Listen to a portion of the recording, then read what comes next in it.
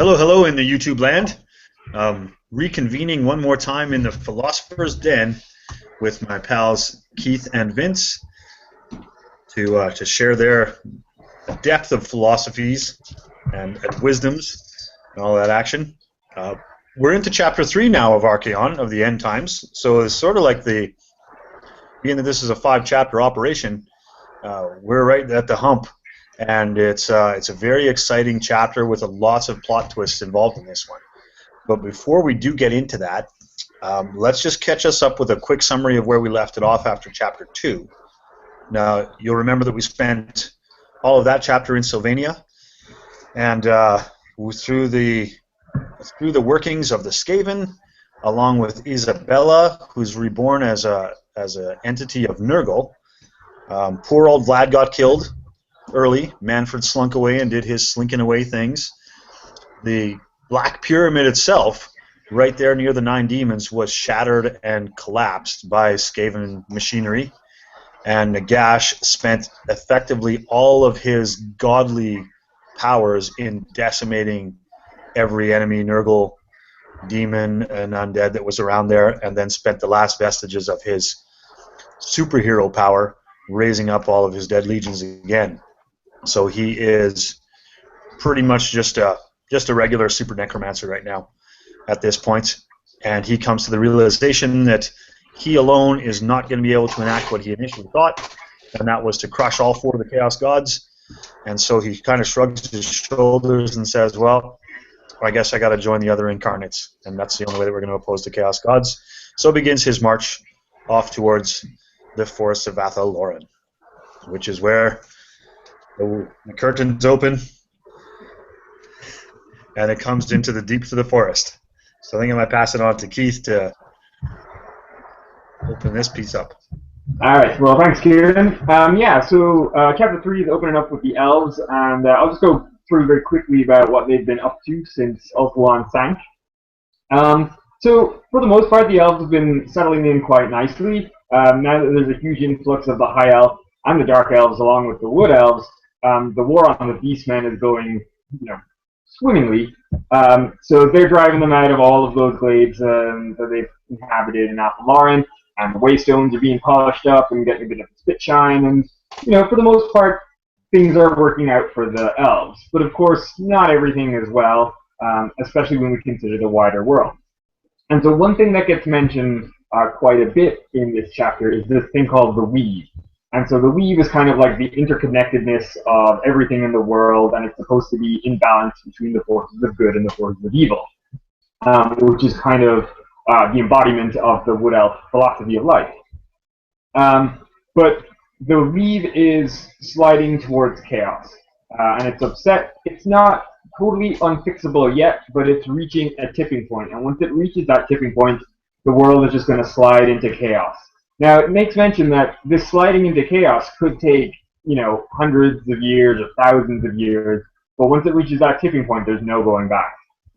In other parts of Athel Loren, the forest spirits are not terribly happy with this influx of elves. Drycha and the treeman Coetel, I think is how you pronounce that, they are all riled up. They're not happy with these elves. And there's a big push from the denizens of the Wildwood to escape back into Athel Loren and reclaim it for the Wood Elves. And as this is going on, there's also been some incursions by demons from the Winter Vaults, which are a range of mountains north of Athel Loren. And several glades are being attacked. There are rents in reality leading to the realm of chaos, where various warbands are able to, flow forth and attack the Wood Elves, but everyone's kind of pulling together.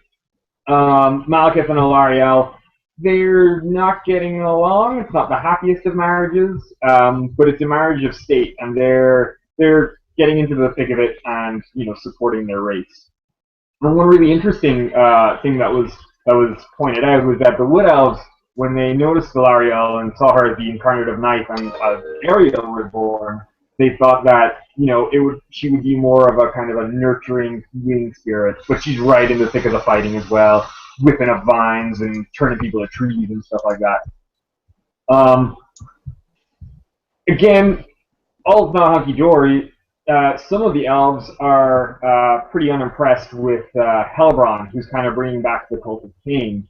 But I'll get to that in a moment. But first, we get a visit from an old pal, Teclis, and I think I'll hand it over to Vince to let us know how that's going on. Yeah, absolutely. So Teclis is in Athel Loren, and he's currently riding Malhandir, the steed of Tyrion, his fallen brother. We last saw him, of course, as they were getting swallowed up. We last saw Tyrion as he and his brother were getting swallowed up by the waves as Ulthuan sunk beneath the ocean. And now we find him carrying a casket, and that casket is being carried by 4 shadowy bearers, which I particularly like. One of the shadowy bearers says, "You should rest," and he calls Malhandir to a stop. And he has a nice little conversation with these 4 shadowy figures. And even though they're fashioned from shadow magic from his own subconscious, but at the same time, each of them sort of represents a person that he has gotten killed or who has fallen because of him along the way. And they have a nice little conversation. Each of them representing sort of a different part of Teclis's psyche. And we find out later who they are, but some of them are fairly obvious as you sort of read this initially. But I'll wait till later so we spoil the names. But I love the 4 little shadow bearers expressing the different parts of Teclis. And it's really telling that Teclis had to make these friends to talk to effectively. He had to split his own mind to have anyone to talk to, because there is no one in the world who Teclis can share his burden with, right? He has moved everybody in the world, Nagash, Malekith. He's sacrificed family and kin, and just he's responsible for the death of thousands, all to play this long game to stop chaos. And so he is alone, and he can only talk to himself, and so he does. And it's a nice little scene. And they stop the casket at actually, I don't think we see the body yet, do we? I'm trying to think here. No, Not yet. Yeah, we'll save that for later. So yes, he's moving through Athel Loren, yes, and we'll come to what he's seeing in just a little while. There's like 3 cutscenes with him, and I couldn't remember which order is which. Yeah, so I think in this one we kind of get the idea that Teclis might have snapped, finally. You know, anytime somebody talks to themselves and has 4 selves to talk to, it seems like that guy's gotten a little bit off the edge. And you know, how can he not, after all that he's tried to pull in these last few years? You kind of feel for that, and it doesn't seem totally unreasonable that he's going nutty. Did you guys feel that way as well, or? Oh yeah. Or do you feel this is a noble discussion? I don't know. I maybe it's because I spent a lot of time as a kid talking to myself. So I didn't think it was weird. I thought to myself, what a great trick. I wish I would have had this when I was a kid playing alone with my imaginary friends. If I could have made them into ghost people and have conversations, I would have done so. Totally fair. There's this brilliant little line in there, though, where the one who looks like a lore master is kind of like, I thought I taught you better than that. And then one of the other ones is like, oh, no, it's not your fault. He did teach you better than that, but he does what he wills, no matter the cost to himself or to others. And the fact that this is his own psyche reflecting it back to himself, like he's clearly, like, I think he's gone off the deep end. He's tortured and he's gone crazy. So he does say in here that he's still trying to go along with Liliath's great plan, right? So we touched on this back in Cain, how it was revealed that Liliath was sort of the great weaver in all of this, and Teclis was effectively her number 2, and did all the work that she couldn't do directly, while she was being her immortal self. But anyway, getting back to the real business at hand, I think in Athel Loren we have. Again, we still have a little bit of strife, as you touched on, Keith, between these different 3 elf factions, which, of course, we all suspected there would have to be some sort of rub that goes on between them. And it is Helbron that kind of leads the way in that. She kind of reinvigorates the cult of Cain. And I don't know how this even gets any legs, but Malekith lets it happen initially, and after what happened on Ulthuan with, effectively Tyrion becoming the Avatar Archaon, and they all saw how that went down. I can't even imagine how Malekith lets this get out of the gates. But anyway, it gains some steam, and Hellebrand is attracting a big cult, and it kind of comes to a head when demons come from the Vaults of Winter, and they invade Athel Loren, and they are running rampant, and it has to attract not just the lord of that province, but lords from neighboring provinces as well. And the kind of guys that are involved in this is, I think Imric is involved in that one, but also Hellebrand is one of the first ones to come to it. And she turns the tide, like her cult of frenzied witch elves and whatever else she's got with her, does the job of overwhelming the demons and pushing them through, but it doesn't stop there. It runs through the demons to the other flank where Imric's troops are, and she runs through Imric's troops as well and butchers all of them. At which point, finally, Imric goes to Alariel and Malekith and says, okay, that's enough. Like, really? It's enough. And we got to put an end to that. So it's at that point that Alariel and Malekith just kind of acquiesces to Alariel's decree. But effectively, she banishes the cult of Cain and finally puts her foot down and says, no more. So Hellebrand slinks away. At that point, abashed. She's not exiled or anything. She doesn't get to hang out at the party house anymore. It's really all that comes to. Bad move. The Emperor wouldn't have let this happen. Karl Franz would have found a way to get her off, to use these aggressions in a more constructive fashion. This is Malekith not learning how to rule by, sort of diplomacy. Because his normal solution would just be to execute people who made him angry, right? But he can't be that guy anymore. And so what he does is strip her of all her titles, but now all she is humiliated and bitter. And she's just ready to, now you've just made her ready to strike back out, to lash out.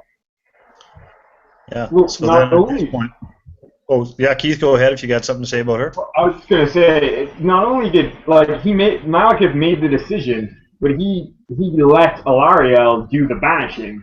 So he as far as he's concerned, he's the good parent in this situation, and Hellebrand's just mad at mom. So I thought that was kind of interesting as well, how he did that. He kind of acquiesced to her, and I guess maybe she's kind of the big boss in Athel Loren as far as the Wood Elves and being the incarnate of light and stuff goes. But yeah, it's very not like Malekith. Yeah. It kind of shows a bit of weakness in him for one of the first times too, right? Like even when he took over in Etain and in Lothern, when he had his seat there, he was still being pretty absolute, and the only times that he changed his mind on decisions was, that one big example we had where he intends to kill Brackblood and every person and their families that was on her ships that did that raid on the High Elf village.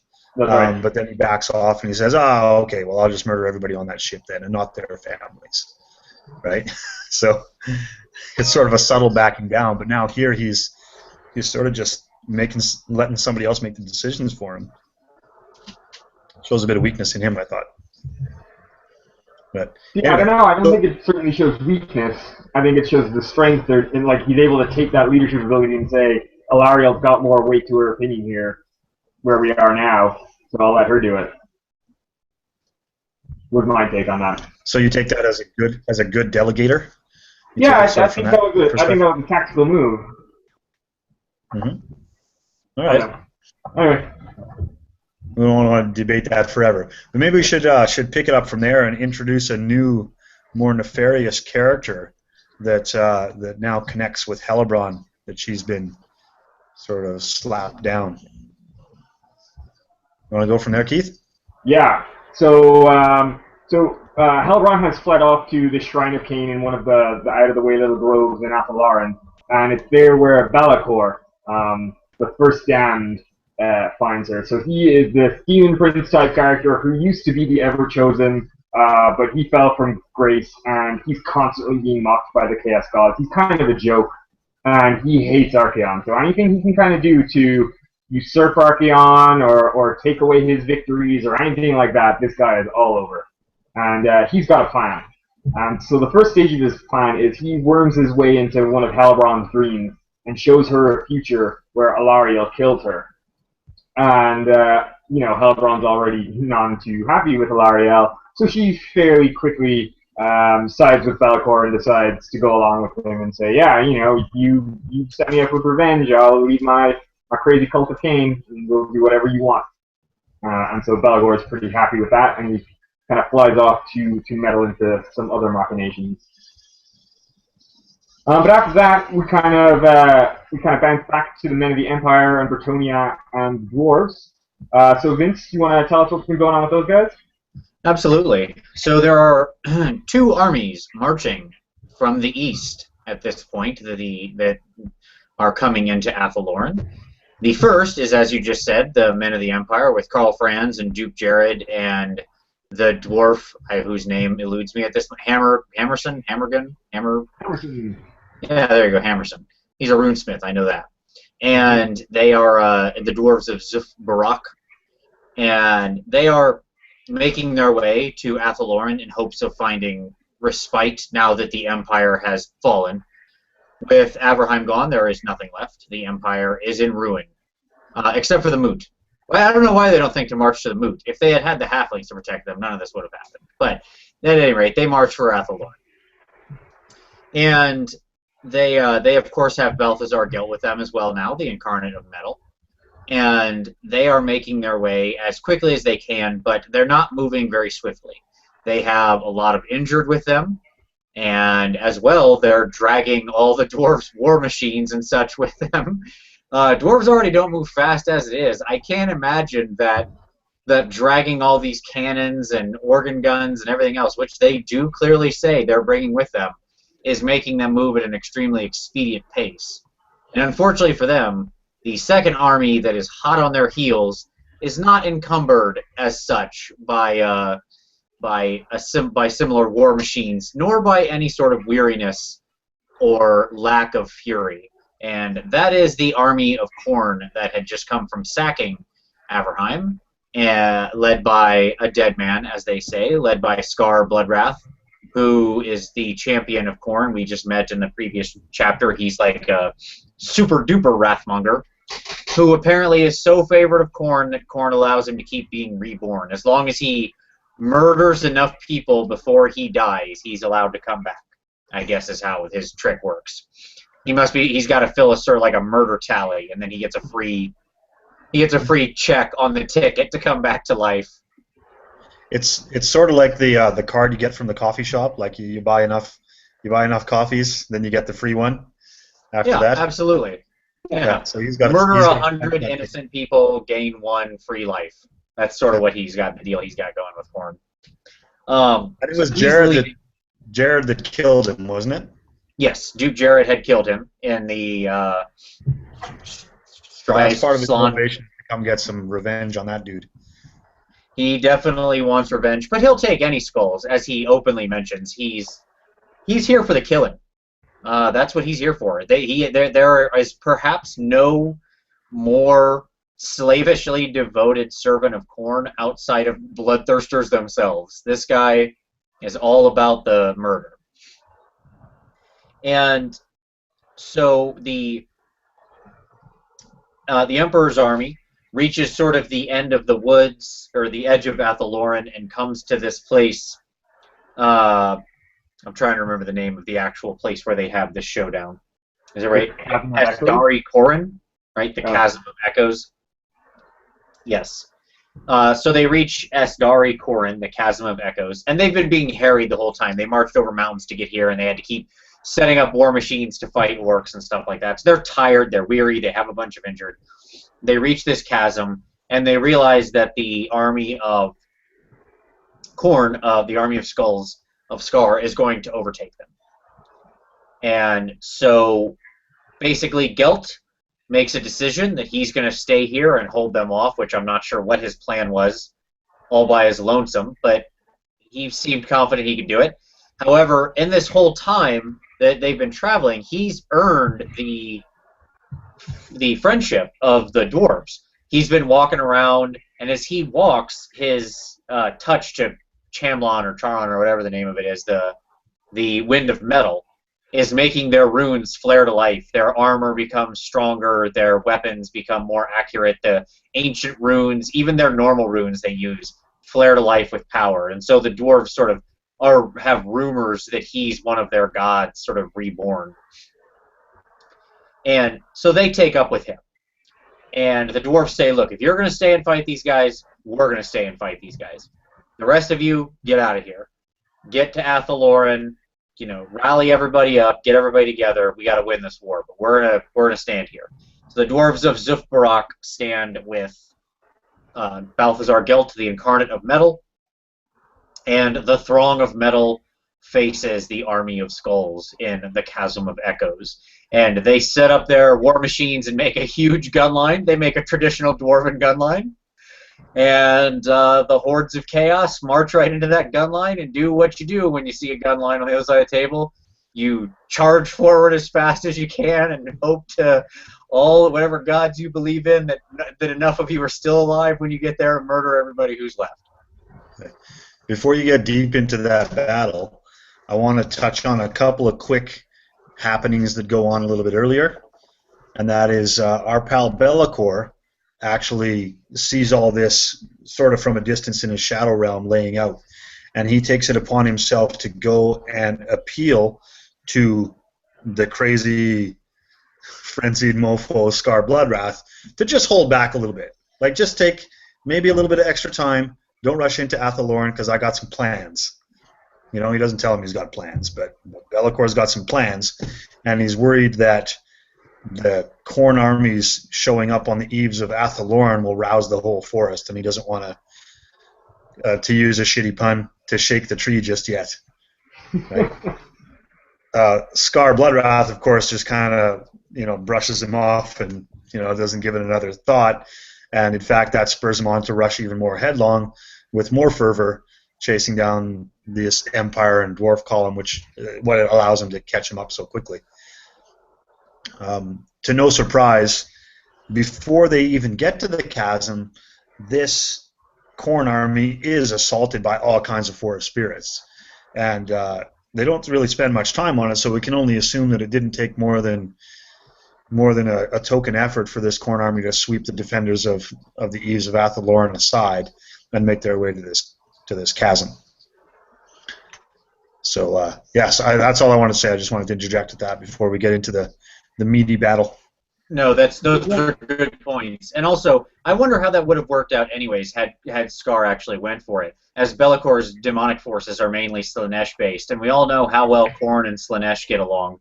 Like, that wouldn't have driven him twice as crazy. He would have just turned on all the Slaaneshis halfway through the battle, just because that would be an even better feast for Khorne's throne. Yeah, perhaps even though they don't say it, that's what Bellakor had in the back of his mind as well. He might have been worried about him getting too deep and interfering with his own troops. Mm-hmm. All right, Vince, you want to tell us what happened in the battle? Yeah, sure. So they have this gun line set up, and just as always, we've mentioned many times the troops that take part in the battle. There's a lot of fun ones in this one too, if you read it, but my particular favorite is the Crimson Rampage, which is just like the most ridiculous 80s name. It's these guys right here, they're Skull Crushers. And they have the rumor floating around that there's no more, that the mortal men inside the armor died a long time ago and are no longer there, and they're just demon-possessed suits of armor on juggernauts, which I rather like the idea of. And even the other Skull Reapers and Wrathmongers stay away from these guys because they're just too creepy, which I gotta think, like, anything touching the heart of these guys, whoa, must be pretty scary. So that's like a great idea for a metal band. Absolutely, Crimson Rampage, yes. Yeah. Yes, we are Crimson Rampage. All right, so at any rate, the battle is joined. Pretty much any of these guys out of this Khorne army and just put them into a Gwar / Slipknot tour group and just send them out for a music festival. The Gore chain. The blood shields. So we get the battle for the chasm. And as I said, it starts out with the sort of dwarven gun setup. And in come the forces of the Army of Skulls. And to put it very simply, a dwarven gun line does to this army what dwarven gun lines do to more or less any army. It destroys it. As the Khornites charge forward, heedless of the danger, they get blown to bits.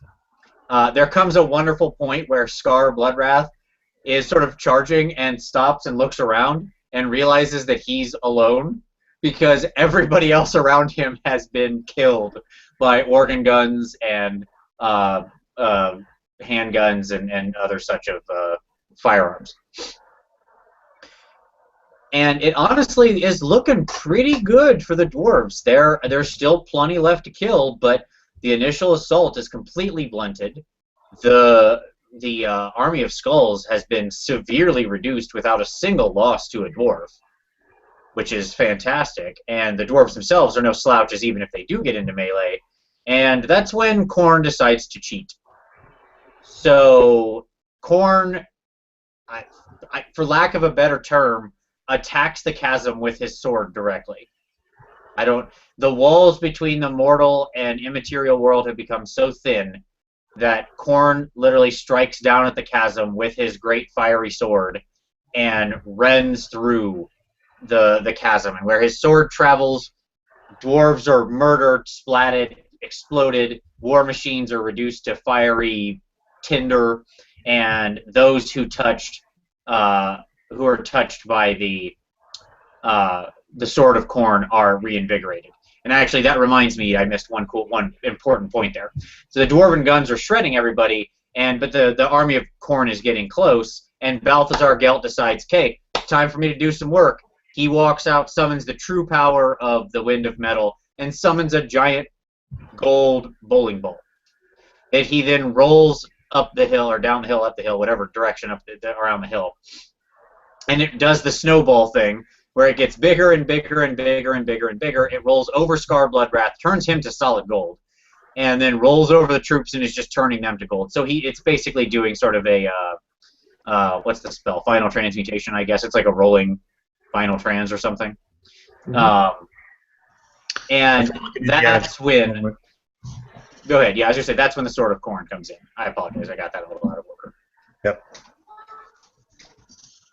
So that then shifts the tide back in the favor of the Khorne forces. As many of the dead stand back up, the dwarven lines are now in disarray, many of their war machines are splintered, and in come the Army of Skulls crashing against the dwarven lines. The dwarves here, you seem to read that they have plenty of strong warriors. They have a pretty elite group of iron breakers, which are always a very elite warrior. And they then get into it, and there's a lot of tussle back and forth as Gelt is sort of rolling around, trying to cast spells, disrust swords, crack armor, reinforce dwarven armor, just do standard stuff. Obviously, there are no spellcasters within the Army of Skulls, so he's not feeling very opposed here. Certainly not for his sort of augmentations to the dwarves. No one opposes him. But he rallies up with Hammerson, and they sort of come to realize that we're not going to win this. They look around, and as the sun breaks through the trees, they see the full sweep of the battle, and they realize, yeah, this isn't going to end with a win. Their battle lines are too fractured, too broken. The Khorne troops, which are much better in a loose formation, are in the middle of their lines, hacking them down. Even though they're making them pay dearly, in the end, they just don't see a victory. They don't see how it's going to be possible. And that's always the way of the dwarves, right? We're losing, but they're losing some too. That's right. Yes, they're prepared to have a good dwarven defeat. Yeah. Always their mantra. I feel like the dwarf mantra should be, we're going to go down, but we're going to bring some of you with us. Yes, lose well. That would be, I think, the dwarf catchphrase. I feel like the dwarves would really enjoy the music from the Crimson Slaughter. Like, that would be their jam while they're going to battle. Absolutely, yes, clearly. And that is when a new force enters the fray. And if somebody else wants to pick up with this third force that comes in to reinforce the good guys.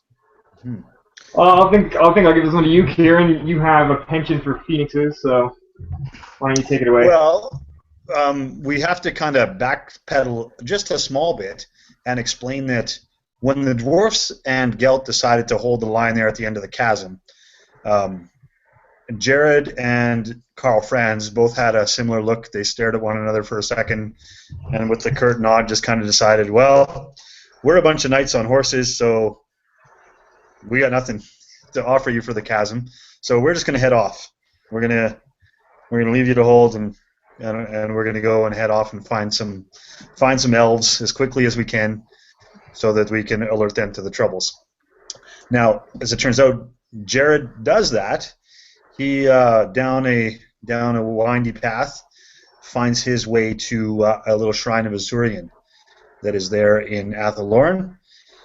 And if any of you are remembering of your elf lore, there is one important soul that's very important to the shrine of Azurian, or what used to be Azurian, and that is Caradrian. So he finds Caradrian, and they're much relieved. And then, so this brings us back to the battle, and it opens up with flames roiling through the sky, and a fire phoenix washing down into the chasm and essentially swooping over all of these Scaramore warriors and Khorne followers. And then is quickly joined by a second phoenix. And they, in fact, weave a wall of fire in the chasm, effectively splitting the Khorne force in two and making a wall of fire there. Now it describes how some of the guys who are frenzied beyond that wall of fire try to rush through, but the fire is too hot, and they just die within it. I mean, after all, it is strength 4 fire that does, extra hits on deeper ranks, so it is pretty vicious, pretty unsurvivable. Yeah, I'm not sure how that was melting a juggernaut, as they mentioned, but hey, whatever, I'll take it. These are great phoenixes. Yeah, that's right. So that's a bit of a reprieve, obviously, for the dwarfs and Gelt, and they kind of so now all the biggest thing that they have to contend with is they have Scar Bloodwrath, of course, still on their side of the field in their mix, and they still have these juggernauts to contend with as well, and that's not an easy task. So we grind away and battle some more, and then our good pal Caradrian shows up. So he was there at the Shrine of Azurian doing what good things do, and he swoops in on Ashtari. Ashtari beats around with his wings and slaps some Khorne guys around. Caradrian's on his back, sweeping his halberd left to right. But in the meantime, Scar Bloodwrath is doing what he does best, and that is he's murdering dwarfs all over the place and making a big pile for him to stand on, which is very pleasing to Khorne, I'm sure. But recognizing once he's got a bit of a moment to look around and doesn't have anybody to kill immediately, Scar Bloodwrath sees Caradrian and his big bird doing some work. So he makes his way over there, and to put it shortly, hacks up Ashtari, chops him in the head, finishes him off, and is yelling a bellowing rage of triumph in the air, while Caradrian, who was thrown from his saddle in all this, gets himself up and cleaves Scar Bloodwrath so that guy can die again for the 3rd time in this book. Or is it the 4th time? It's a lot of times. He and Krell, we're going to have to maybe do the tally at the end of all this to see how many times each of those dudes die and see who gets the I die the most trophy.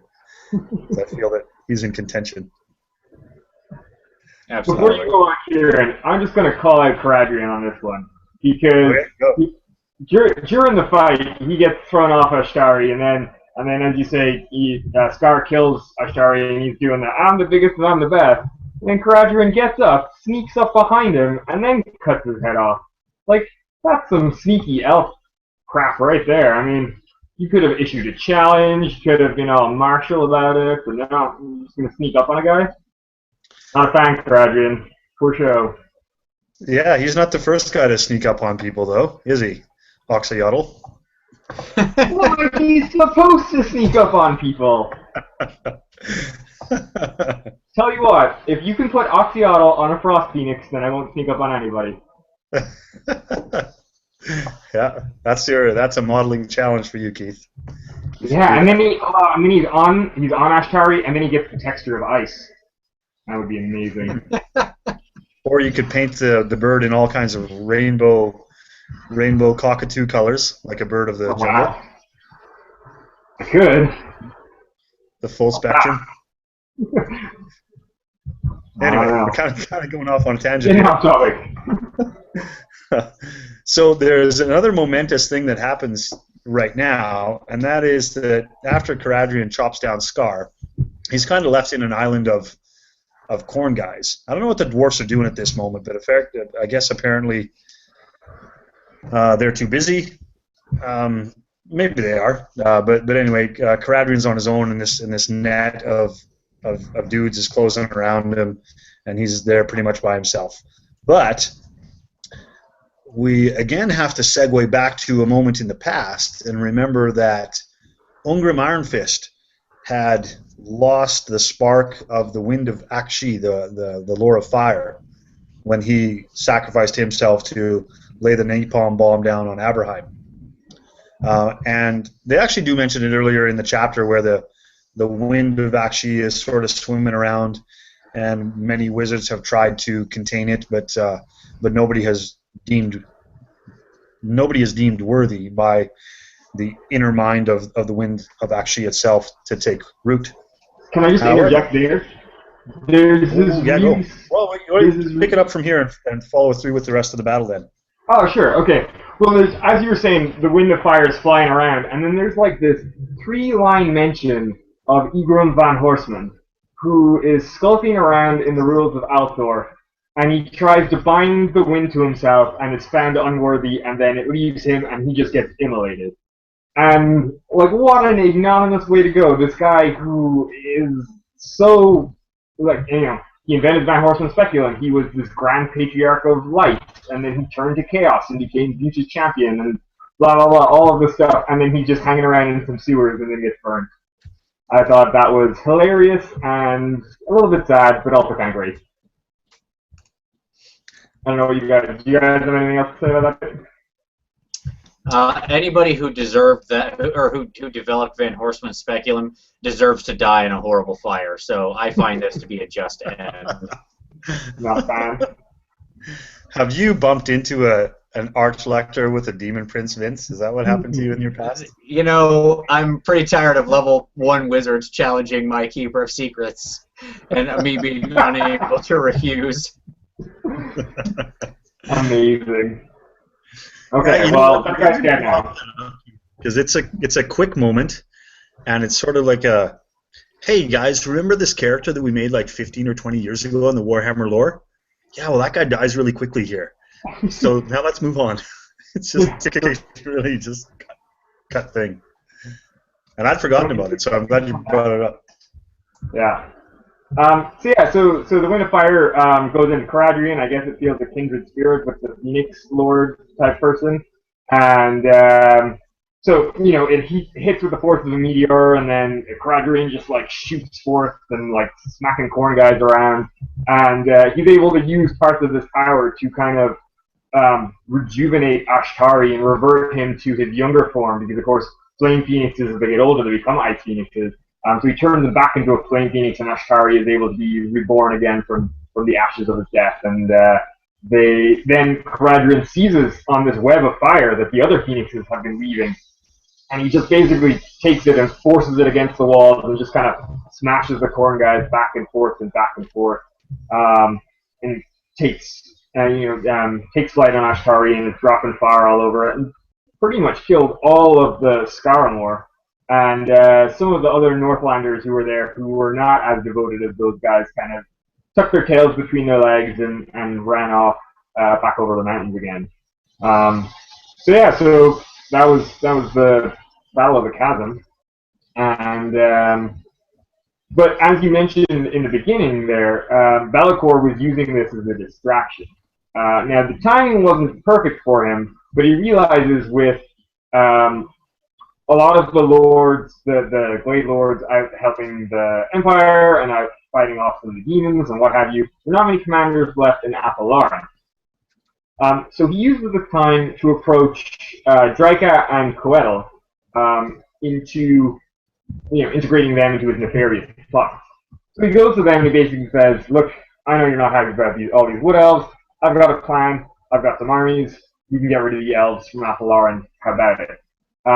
And those guys, like, it really, again, they hate the Elves so much that it doesn't take a lot of convincing. So Drycha has smashed down the waystones which are containing the wildwood, and all of the insane and crazy wood spirits are like flooding out of them. Now, very early on in the story, they had broken out of the wildwood, and their assault was actually initially bloated by Archaon. Batman himself is back, and he was using some guerrilla tactics to contain them. But now, with Bellacor's help, they're able to lead a massive assault onto the Eternal Glade, and that's where the Oak of Ages is. So Bellagor's plan is to reach the Oak of Ages and destroy it, and by doing so, he'll tip that weave that I mentioned earlier completely out of balance, and like accelerate its decline into chaos. And not only does chaos win, but he kind of steals Archaon's thunder a little bit, because he's the one Bellakor is the one who'd be hastening the world to its destruction. And he's going to try and curry favor then with the Chaos Gods by doing that. So he convinces Drycha and Coetel, and he already has Helbron, and of course he has all the Solanshi demons that hang out in the Winter Vaults. But he can't just make a straight strike towards the Oak of Ages, because it's pretty well defended and there's a lot of secret paths to get there. So he's got one more part to his nefarious plan. He pays a visit to Neith the Prophetess, who's a very powerful spell weaver in Athel Loren. And again, he sneaks into her dreams and kind of guides them to a cavern under Middenheim. And there she sees a giant black globe in the center of this cavern, with light pulsing and shimmering across its surface, and it's flanked between two golden hemispheres. And encircling this globe is a coven of sorcerers who are chanting. And then she notices this large black armor-clad warrior with a golden helm, who of course is Archaon, staring into the globe. But she knows that if she's noticed in this kind of dream vision state, that she's noticed for real. And of course, at this point, Archaon turns to look at her, and then the third eye of Shirian, which is emblazoned on his helm, glows, and he basically kills her. And Archaon is able to use this surge of magic, or sorry, not Archaon, but Bellakor is able to use this surge of magic that follows Neith's death to tear a hole in reality, and that's where his demon army can flow forth from the Winter Vault. And at the same time, Helbron's army has moved in, and it's attacking the Oak of Ages, and the Wildwood Forest Spirits are attacking the Oak of Ages. This is all kind of culminating together.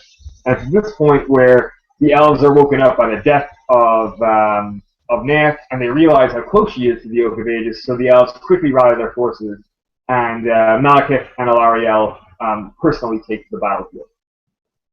Along with a couple of the special characters like Durthu, who is, because there's still some loyal Wood Forest Spirits in Athel Loren, and the twins Naestra and Ara. So Vince, do you want to start off on kick us off on the battle there? Absolutely. So we start with the defense of the Eternal Glade, right, in the battle for the Oak of Ages. And so the key to think about this as we begin is we have three forces on each side, and that's kind of the guiding force of this battle. So, good guys, Malekith, matched by the Slaaneshi demons. Now, Bellakor is not taking a hand at this point in the fight. He's sort of off in the... I just picture him hanging out under a tree somewhere behind the battle lines, just kind of watching, and he'll sort of move a demon every so often, kind of, hey, you go over there. He just does a little... He nudges. He doesn't dare use any magic because he doesn't want to get found out by Malekith or Alariel. He's biding his time. Second force is Alariel, and she is staring down Drycha and Coetel, the angry tree man, the angry ancient tree man. I don't know if I'm saying his name right, but that guy. And the third is, oh, this chapter is full of terrible names, by the way. As I was reading this, I was like, my goodness, I'm going to butcher every one of these. The third force is Naestra and Archaon, and they are squaring off against Helipron and the Cult of Blood. Okay, so those are our three good guys, or three good guys, three bad guys. Okay. So we open actually with the battle between Naestra and Archaon's forces, and they are on their dragon. And if we remember, the dragon is the one that has the bloodlust, right? The trick with Naestra and Archaon is one of them is very calm and reasonable, and one of them is very rash and fast and ready to get the blood up. They're sort of night and day, light and dark. That's their thing. But the dragon agrees more with Archaon, who is traditionally the more, shall we say, frenzied sister, I guess. And so that's Selithar, whatever his name is, Sethanhar. And so the dragon's out there. They're kind of going crazy. They're leading their host of wild riders and such, and they dive into Helibron's forces. And we get this awesome scene where Naestra basically spears a blackguard or something like that in the face and pulls back the spear and is basically shouting, you know, this is madness. And Archaon is like, I know, isn't it great? This is fantastic. As he or she shoots down like 3 more people. And then Naestra realizes that she is full of way too much bloodlust. Like, she's the calm one, and she's full of way too much bloodlust. They actually say she has the urge to, like, lick the tip of her spear and taste the blood of her enemy. And that's when when that thought occurs to her, she's like, whoa, wait a minute, hold on, something's wrong. And she looks over and sees that Helibron's Cauldron of Blood is here and rolling forward and just emanating this frenzied madness out from it. And that's when you get, these two are just amazing archers, and that's when you get the wonderful scene where she turns, takes the bow, and just lets loose one arrow that just streaks for Helibron, who like deftly steps to the side and lets the death hag that's on top, sort of channeling the magic, take it right in the throat, and it hits her so hard it pins her to the statue of Cain and kills her. And then the madness subsides, and they're able to sort of call their forces back. Once the bloodlust drains out of the good guys, it hasn't drained out of the bad guys. The Cult of Cain is still just as bloodlusty as before, but it drains, like, the Wild Riders are able to find themselves, and the other Glade Riders and Glade Guard and so on that they have. And they actually call a sort of, not a retreat, but a guarded withdrawal, right? And that, so once they're able to pull back, that sort of Helibron thinks, oh, I'm winning. Okay, great, let's do this. And she sees they're withdrawing so they don't get overtaken by madness. They can take a more defensible position. They're not actually in any kind of retreat. But Helibron reads it as such, sends forward her forces, and they get just slaughtered as arrows fill the sky and take out a bunch of the Cult of Cain. So that's, and then we kind of leave them. We pick up with, and tell me if anybody else wants to jump in here, by all means. I don't want to go through all the steps, but that's kind of where we Do start. you want to tell us what's happening with Malekith? Well, I was going to kind of segue that into what goes on with Alariel, because part of Helibron's push, when she sees Naestra and the Wild Riders pull back, is she gets a glimpse of Alariel and says, "Oh, I'm going to kill that lady," and that's what makes her rush forward.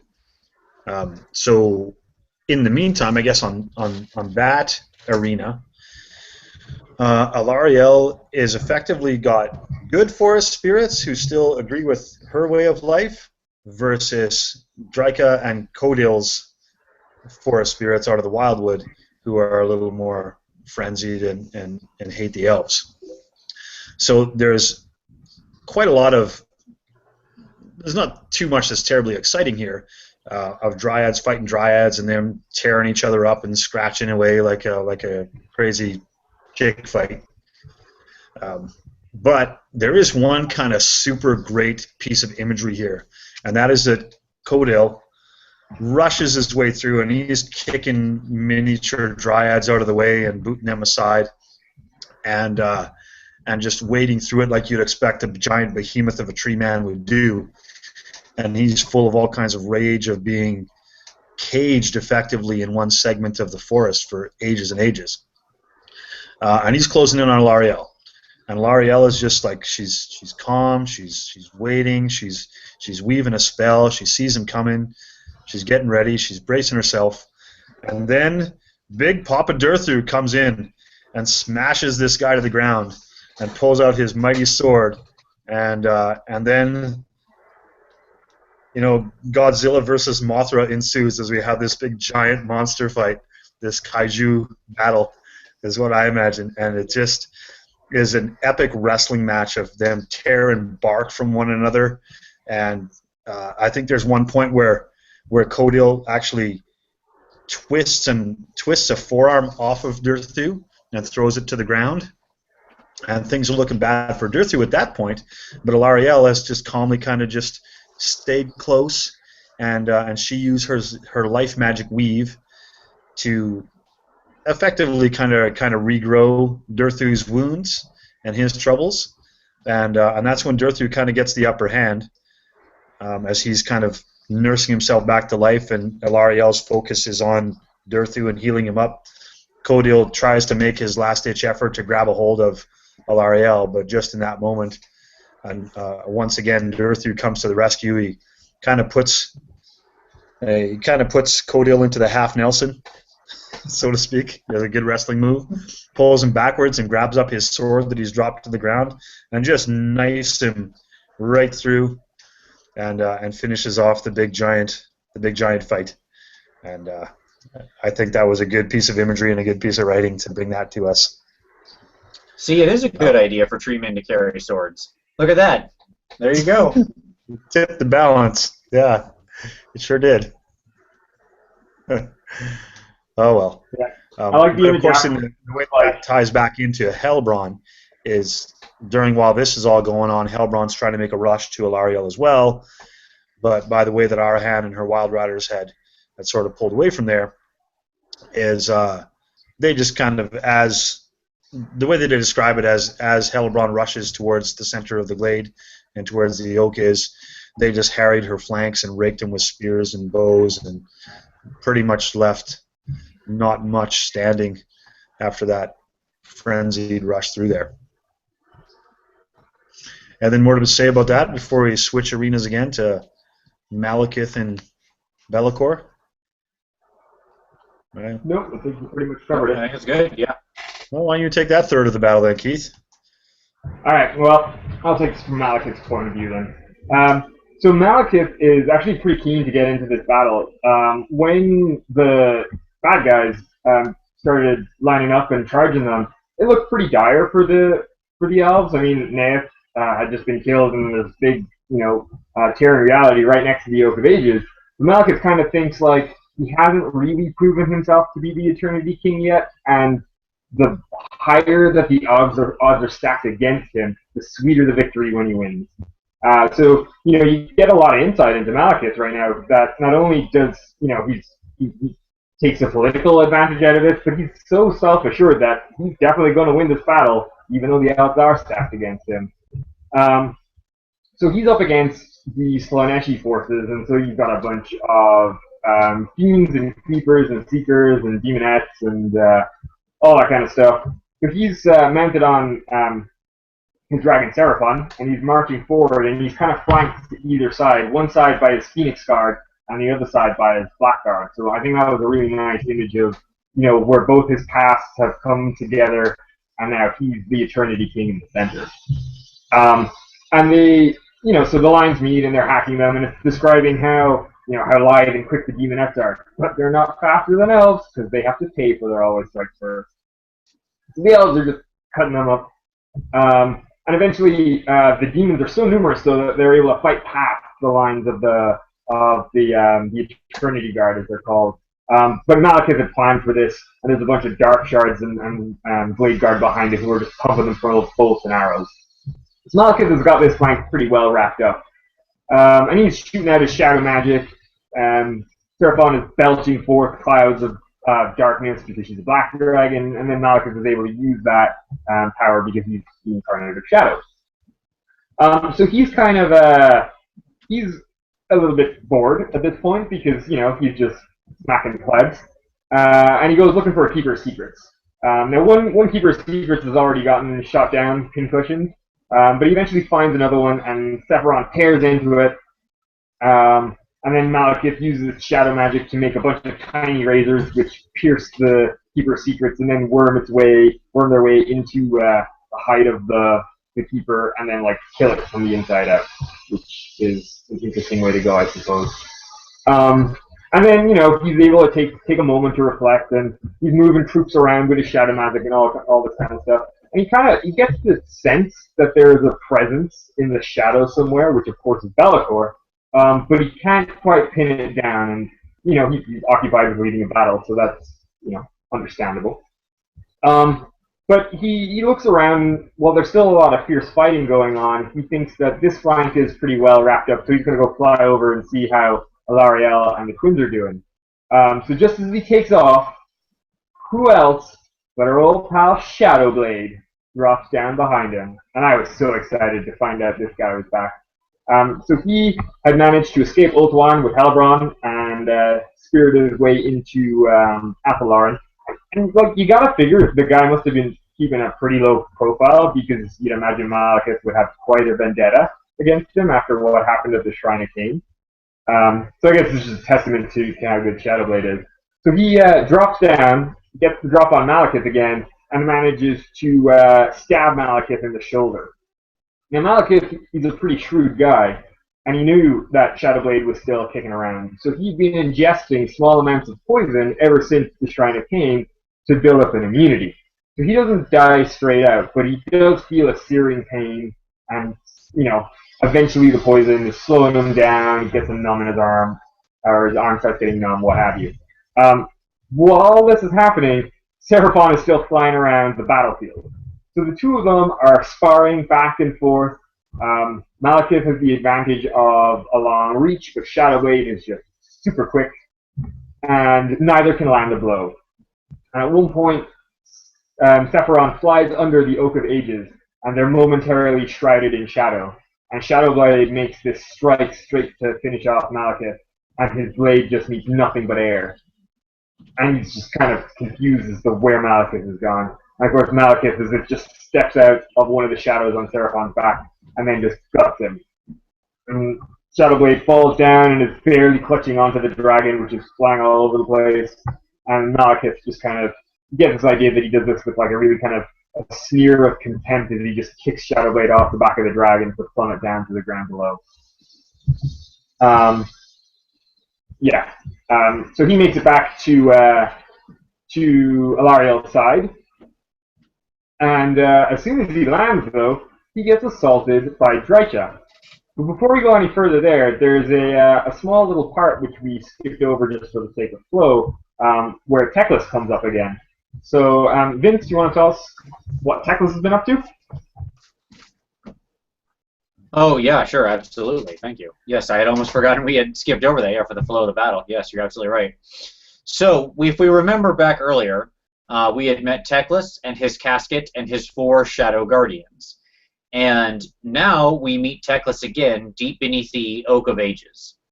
And they are staring at a withered corpse that looks as though it's been gone for centuries, but of course it hasn't. It hasn't been gone long at all.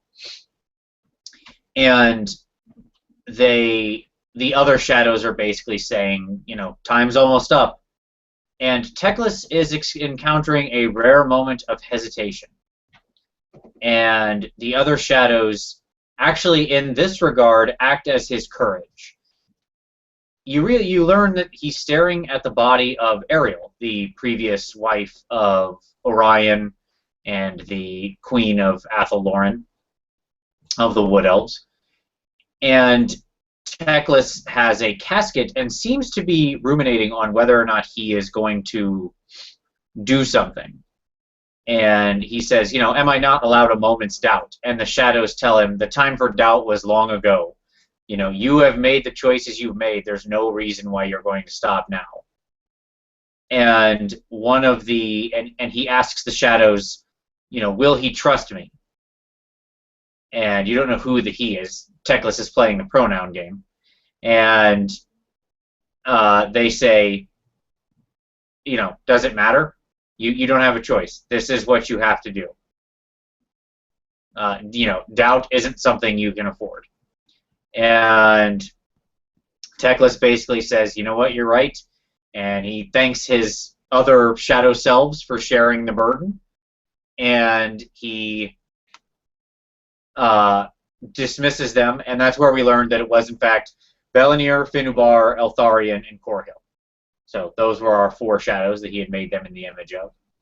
And I particularly loved, you could always very much tell the voice of Eltharion and Korhil. I think they were the 2 that had the strongest voices, although it was fun to watch. Bellakor was his former teacher, if I remember right? Mm-hmm. Yes. So he was the one who had said, I thought I taught you better than that, and so on and so forth, the ancient lore master. And then Teclis is alone with the dead, with Ariel and the casket, which we do not know who is in the casket yet, but I think we probably have a pretty good idea if you say, I don't know, have a brain in your head. So that would be a good clue.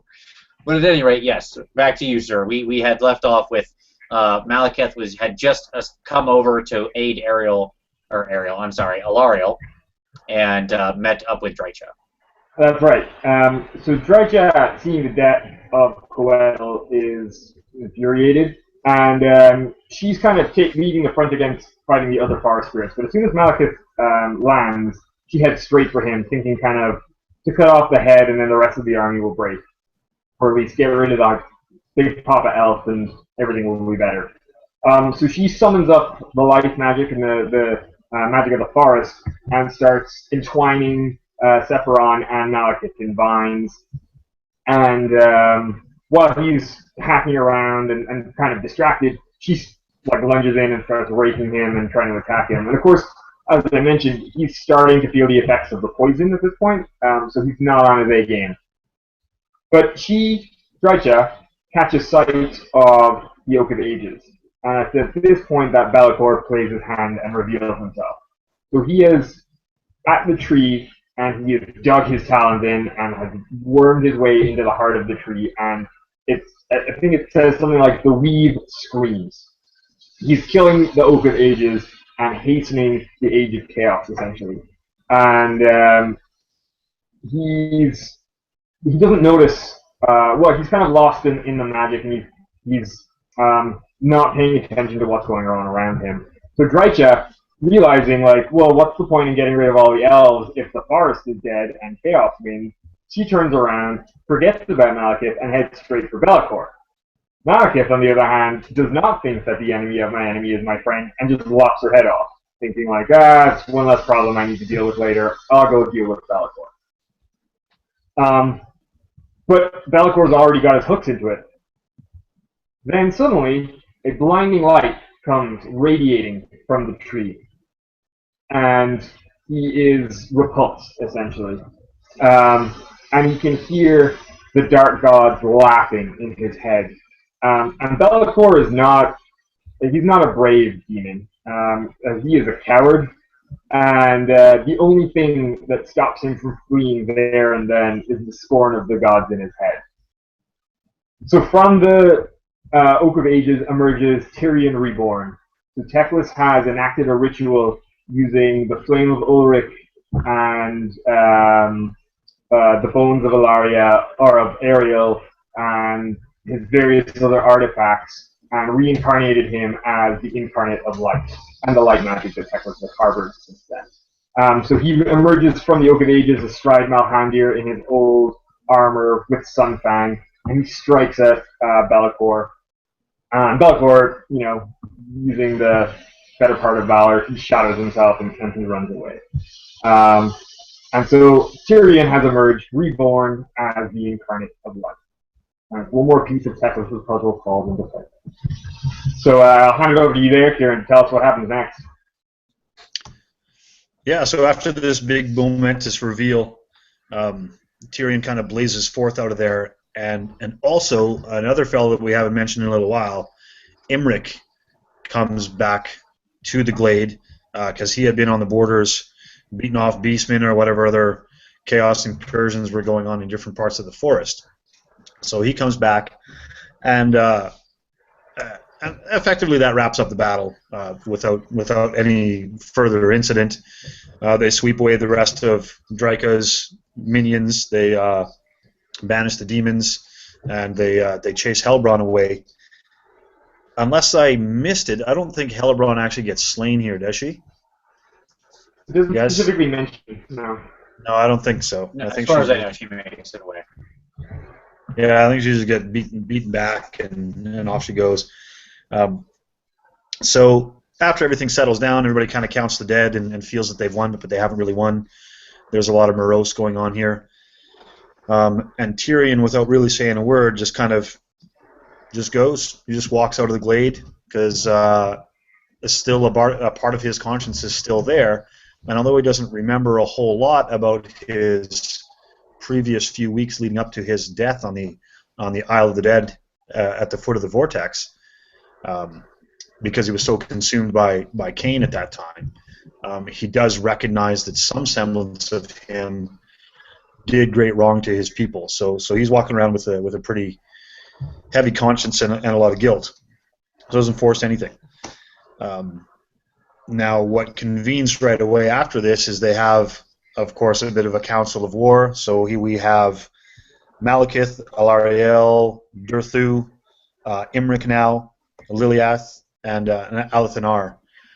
Those are all kind of the brain trust of the elves that are gathered together there, and they try to sort of make a sense of what's going on and make a plan going forward. And of course, first on their mind is to talk about Tyrion and whether this is something that they should trust or not.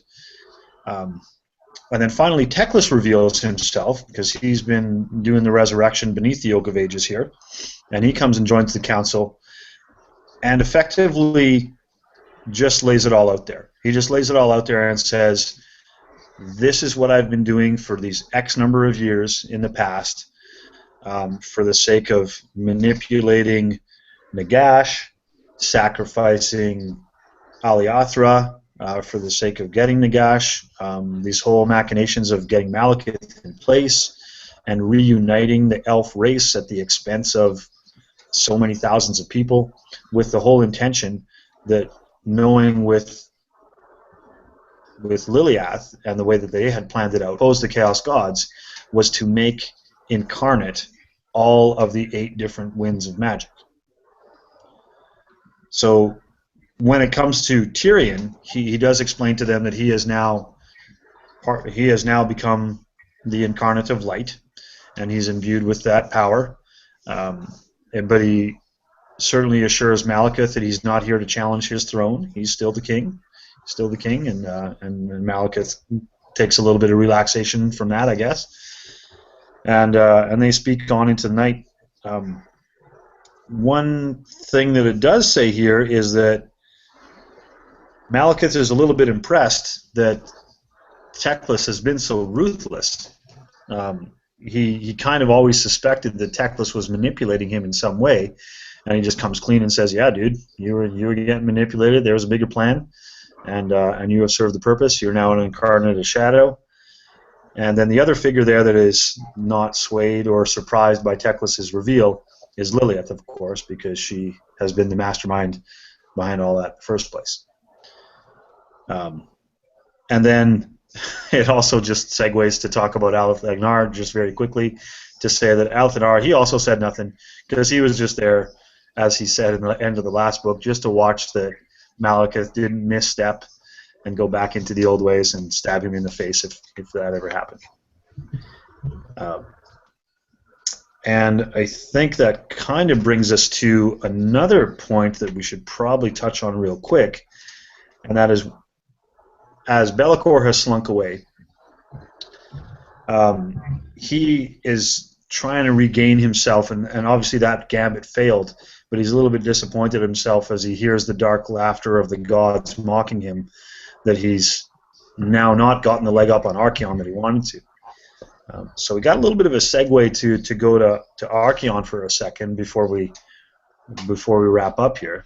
So Vince, you want to do that one? Absolutely. You want to talk about Archaon? Sure, And maybe take us certainly, through the end as well, because I know there's some other character that shows up that you enjoy. I would be happy to finish it out, yes. So we pick up with Archaon deep beneath the vaults or the caves under Middenheim. So obviously Archaon was at Aberheim, but he didn't come along with Scar Bloodwrath to give chase. And so there's sort of been a question of where did he head off to? And now we find out. He's back in Middenheim. And if we remember, we saw him, although we weren't sure exactly where he was in that vault when the elf went on her little dream walk and got exploded by the Chaos Gods. And he's down here again for the 5th time in as many days, talking to these cultists who are down there, and he's staring at that globe, the one that Naeth knew was so powerful, and he says, "Can we wake it up?" And the guy says, "Well, it's dangerous, and we don't know, and we're going to need a sacrifice." And it's so, I love the attitude of Archaon, because I want to read this very specific line. "Can we proceed?" Archaon asked again, allowing a hint of menace to creep into his tone. The sorcerer jerked his body upright in order to meet Archaon's gaze. "If the dark gods will it." Beneath his helm, Archaon's lips twisted into a sneer. The sorcerer was a devout believer, as narrow and blinkered as the Ulricans who had called Middenheim their home. Pathetic. I love this line. There is no greater champion, theoretically, of the Chaos Gods than Archaon, and you get the feeling he can barely stand them. That he sees slavish devotion to them as a thing of puppets and pawns and people who have no will. He sees himself, I think, almost as a master of the Chaos Gods. They are to him a tool to achieve what he wants, which is dominance of the mortal world, period. The Chaos Gods themselves are just the best tool for that end. He has no great love of them. So at any rate, he says, "Yeah, sure, you need a sacrifice? All those slaves are done digging, we're down here, so kill all of them."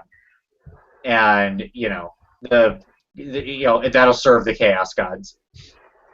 And the sorcerer says, "As can we all," meaning serve the Chaos Gods. And, Archaon sort of sneers again beneath the three-eyed helm and walks out, ready to assume the mantle of Lord of the Realm, and says that the end is nigh. So that brings us to a very nice little moment. There are two other... the end of this chapter is jam-packed. Okay, so the next big moment is the Emperor and Gelt and everybody, all of them arrive because they had all sort of gathered back up together, being led by none other than Caradhrin, the new incarnate of fire. And there's a little bit of outrage that humans and dwarves, you can feel the elves spitting on the ground, have been allowed into the eternal glaive, this most sacred of locations. But at this point, they're being led by Caradhrin, and Teclis sort of looks out and sees that there are incarnates among them, that Caradhrin has become the incarnate of fire, that Gelt is the incarnate of metal, and that the Emperor had been touched by the wind of heavens, though he's still disconnected from the wind thanks to his encounter with Archaon, but it still has left its mark upon him. And so Teclis just sees it, as does several of the other incarnates, as this is destiny. This actually sort of supports Teclis' story, right? That this is all destiny. It was all supposed to be this way. And look, almost as he says that, he can go, and look, here comes 3 more incarnates, and they all just roll right in as though on cue, right? And they have a sort of second council of war, and they're meeting to talk. And there's a couple of nice little moments here where they all kind of talk about, what had happened. And everybody catches everybody up. what's fascinating about this is the first time, this moment right here, this is the first time in 5 books that any of these people have any real idea what happened in the rest of the world, right? There's no like internet or cell phones beyond what the Skaven have, who obviously have both. But so they knew what was going on all the time, but the good guys had no clue what has been going on. And so they all catch each other up. It's this giant information sharing session where they say, oh yeah, Ulthuan sunk and the winds exploded. And Teclis sort of explains the story, but kind of, he goes on a little bit of a PR campaign, and he kind of covers over, he's like, oh yes, the Avatar of Cain caused some real problems over there in Ulthuan. We won't worry about who that was. It was the Avatar of Cain. Let's leave it at that. And none of the other elves correct him. And so this conversation goes on, and I think the most interesting moment I would point to is actually with our old buddy Duke Jared, the Hawkeye of this bunch, the normal human amongst these gods. And he looks over at Lilith, and he can't stop staring at her. It's that sense of recognition. There is something familiar about her, but he can't place it, and it just bugs him, and it just gets under his skin. And the reason is, of course, because she was the Lady of the Lake. And what it says is that, you know, when she was a god, Bretonnia had been nothing more than a tool, a weapon. Something she had sharpened and forged to be a weapon against chaos that she could swing around and discard as needed. Its ultimate survival was of zero relevance to her. They were just simply a tool in the tool belt to stop the Ronodondra.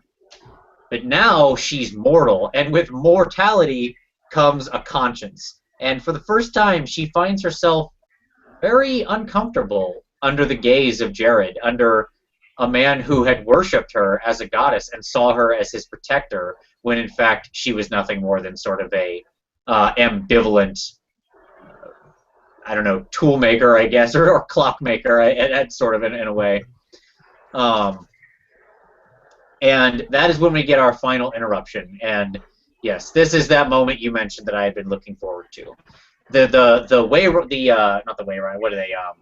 Warhawk riders fly in, and they're like, we got a problem. There's undead, like a lot of them, like so many undead. All the undead are out there. And so everybody rallies up. They get all the army back up. The Emperor and Duke Jared and Malekith and Alariel and just all like the host roll out to the edge of the woods, as it were, which had to be somewhat of a trek. And they sort of roll out to the edge of the woods, and they see the undead still in the distance, this vast legion of undead. And who should land down on a rock in front of them but our old buddy, the Jersey boy, Manfred von Karstein. And he has to go forward, and he lands, and he can't use magic, because he knows if he tries to cast anything to protect himself, everybody's going to think it's an attack and just murder him on the spot. And he looks upon, there's a real nice moment where he looks upon Malekith, and Malekith basically says, "Speak your peace, abomination, and be gone or be destroyed." And he looks at that, and he hears there is no fear, no apprehension in Malekith's voice. He means it. Malekith will do it. And Manfred realizes, oh, there's no prey here. This is a guy who will straight murder me. I am not up to the challenge of this guy. I love Manfred having a moment of little tempered humility by the sheer presence of Malekith.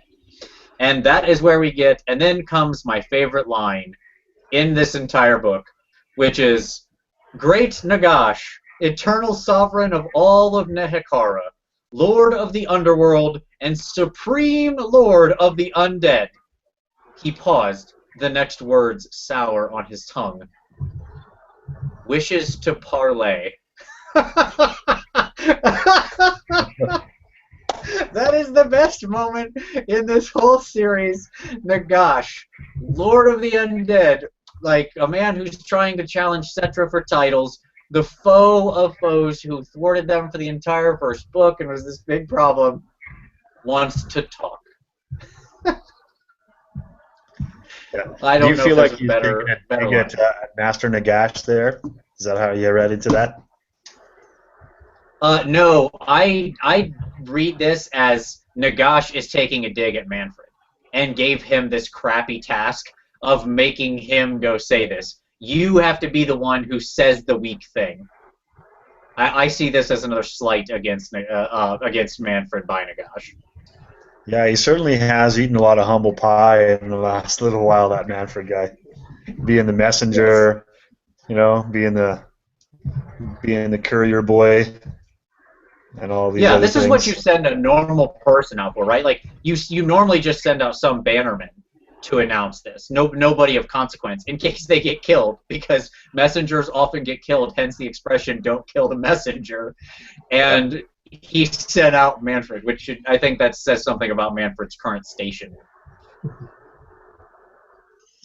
So yes, and that brings us to the end of chapter 3. So before we close out the chapter, maybe we should quickly just give a moment of brilliance and balderdash about this chapter. If you guys want to take an opportunity at that to go back and highlight things that were cool for you. Keith, what do you got? Well, I'll start with balderdash.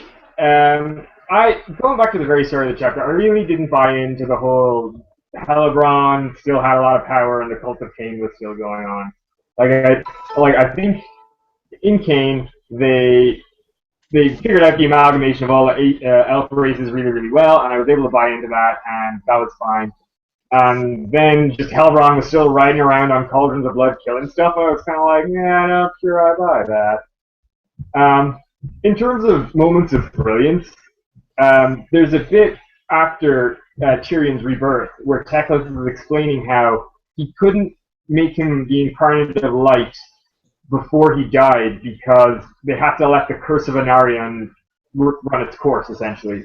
And just the scale of everything that Tyrion did because of the curse of Anarion, like becoming the Avatar of Cain and, like, you know, destroying half the race and all that kind of stuff, the sheer scale of that was incredible. And that Teclis knew that Tyrion had to die before he could bring him back, before he could make them the incarnate of life. And, you know, Tyrion and Second are like this, they're best of buds. That was huge. I thought that was really great. And with all the little Teclis aside throughout this entire chapter, I thought really were done very, very well. And they weren't more than, you know, 100 or 200 words or something like that. So kudos to that. That was great, I thought. Good. All right, Vince, you got any thoughts to sling in there? Sure, mine are quick. Brilliance. In case I didn't effectively communicate my love of that final paragraph. Might be one of my favorite moments in this entire End Time series, let alone this chapter or this book. So that is definitely my moment of brilliance. I love the idea of Mighty Nagash asking to parlay. And my moment of balderdash is Drycha subduing and attacking Malekith on that dragon. I don't care how much poison there was. Get out of here, you stupid two-wound hero special character. She's like a level 1 spellcaster. That is not sensory. He should crush her with like the flick of a finger. That is the stupidest thing I have seen. If a tree man can just blast its way through life magic and thorns and stuff as it does with Alariel casting it, yeah, he can blow off whatever non-sensory spells she was casting. I mean, that's silliness. I'm glad he cut her head off, though. Oh yeah, and at that moment it was pretty final as well. So good on him. All right, well my moment of balderdash, I think I'm gonna go back to that little cutscene with Neith the prophetess getting so easily possessed by Bellakor, and going through that dream sequence. And the end result of that dream sequence is that she is used as a vessel to open up a warp rift because she's seen Archaon and the inner workings of what he's up to, that she is somehow now a super highway into the Chaos realm. It's so much of a stretch, I think, to think of that. Anyway, maybe I'm deluding myself in thinking that Chaos shouldn't be that easily powerful over a nearly ageless elf like Neith the prophetess.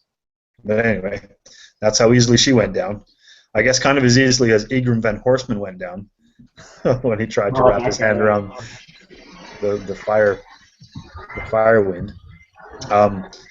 But my moment of brilliance actually was the was the super tree fight.